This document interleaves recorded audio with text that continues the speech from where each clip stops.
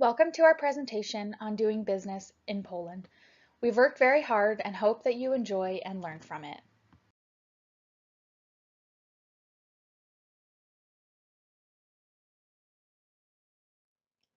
We'll begin with going over the cultural Hofstede dimensions of Poland in comparison to the dimensions of the United States. The first dimension we will discuss is power distance. This defines how a culture accepts unequal distribution of power. Poland has a score almost 30 units higher than the United States in this category. The next is individualism. Both Poland and the United States have scores over 50, suggesting that both countries prefer an individualistic approach to life. However, the US is significantly higher.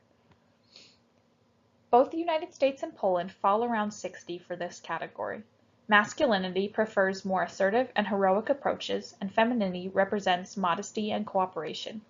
Both countries are near the middle, leaning slightly more masculine.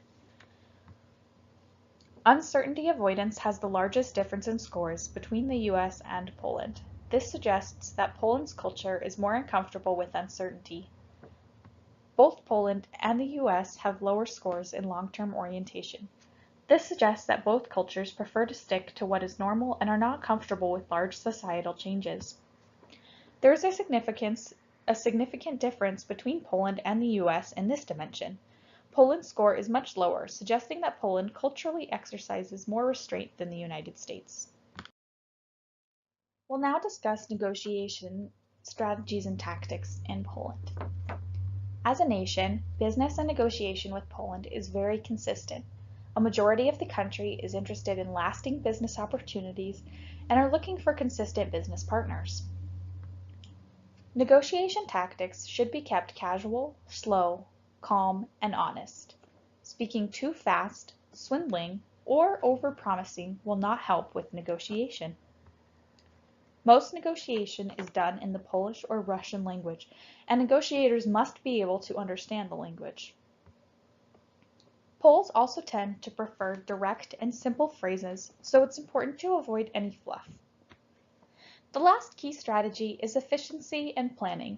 By being prepared, we can speak directly and make sure that we know our facts. We'll now discuss the political and legal system that exists in Poland. Poland has a multi-layer parliamentary system. This includes the parliament, president, and prime minister. The current president, who is elected by parliament and can serve up to 2 5-year terms, is Andrzej Duda. The prime minister currently is Mateusz Morawiecki. They are both of the Law and Justice Party. This party is a conservative party that embraces social conservatism and economic intervention.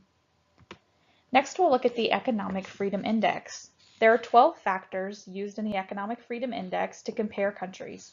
Some important ones to look at are property rights.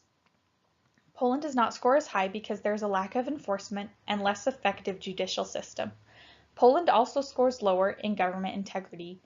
They are struggling to prevent corruption in some regulatory areas. Now, Poland is higher than the US in fiscal health. The government controls spending and debt well. Poland ranks high also in business freedom, but could perform better without the increasing regulations to businesses. Poland's overall score for the Economic Freedom Index is 68.3, which puts them 45th among all countries. As you can see in the chart, the United States and Poland vary, but there are some categories where they are very similar. Next, we will discuss trade and FDI restrictions. In Poland, there are very few barriers to trade.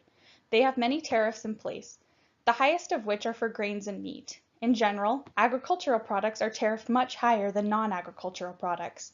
The average MFN applied import tariff is 11.1 in the agricultural sector and 4.2 for non-agricultural products. Most dangerous products, such as radioactive material or explosives, are prohibited altogether. Another possible restriction is that government officials are not required to notify anyone before making tariff changes. However, history shows relative consistency. Another restriction to foreign investors is that the law favors EU citizens in certain sectors. There are also real estate limitations that require large purchases to go through the Ministry of Interior. There are also many incentives for foreign investors, including regional aid, government grants, and tax exemption. Next, we'll look at some graphs showing economic trends of the past few years in Poland. According to the first graph on the right, which is the gross domestic product per capita of Poland, we can see that it's been increasing by substantial amounts in the past 5 years. In 2016, they hit a record high, and as of 2017, Poland was updated from emerging market status to a developed market status. The next graph shows the inflation rate of Poland in the last 5 years. As you can see, there was a period of deflation for 28 months that ended in October 2016. After that, inflation takes a sharp increase leading into 2017. The next graph we'll look at is the 5-year unemployment of total labor force. As you can see, unemployment has been decreasing the past 4 years, which is a great sign for the overall economy. The last graph we'll look at is the currency exchange rate for Poland. Currently, the US dollar to Polish zloty exchange rates is around 3.42. If the exchange rate rises, we would be getting less value per zloty. With interest rates rising again, as we saw on the previous slide, we can conclude that the dollar is going to continue to gain strength against foreign currency. To reduce any risk, we propose that we hedge in the forward market when making business transactions with Poland. A second option is to use a money market hedge to reduce risk. Prior to 2016, Poland had bilateral trade agreements with over 50 countries. In 2016, the European Union asked all member countries, including Poland, to terminate all of its bilateral trade agreements. This was done to centralize communication and negotiation within the European Union. The United States has, however, been accused of seeking out bilateral trade agreements without the European Union's consent, and has thus garnered a certain amount of distrust within the European Union, however not a significant amount to threaten our business. There is a treaty between the United States and Poland called the Tantalization Treaty. It protects against double taxing and enables resumption of payments to suspended beneficiaries. To sign a trade agreement with Poland, the U.S. would have to negotiate with the European Union. The first product that we would like to introduce into the market is the Nifty Notebook. It is an easy-to-use organizational notebook. It includes calendars and graph paper to create to-do lists, goal charts, and cover any other organizational needs. The average MFN applied duty for wood, paper, and equivalent products is 0.9, making this notebook nearly duty-free and an excellent product to introduce into the Polish market. There is a lot of competition in this market as notebooks are everywhere. However, with differentiation, we can make this product work. According to an NPR article, we live in an increasingly digital world, but we still have a need for physical experience, for emotional experiences that digital devices and technology don't always provide. This quote explains the need for such a notebook as people returning to using paper products for organizational purposes over computers. There are not many cultural issues surrounding this, except for perhaps a computer versus paper debate. Some businesses may require employees to use computers to schedule and organize themselves. The second product we would like to introduce into the Polish market is the TMF, Technology Meets Fashion, Smart Earring Back. It monitors activity, heart rate, blood oxygen, and other vitals. The MFN applied rate for minerals and metal is 1.9. This is very low, which is why we decided to go in this direction. Wearable technology is increasing in popularity across the world, including in Poland. Specifically, small and discreet wearable tech is increasingly popular.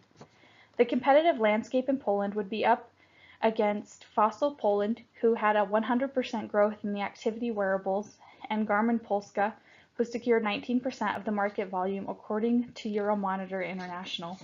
With more awareness to the benefit of health and fitness in Poland, we can expect a growth rate of 3% plus in the first few years over traditional activity watches.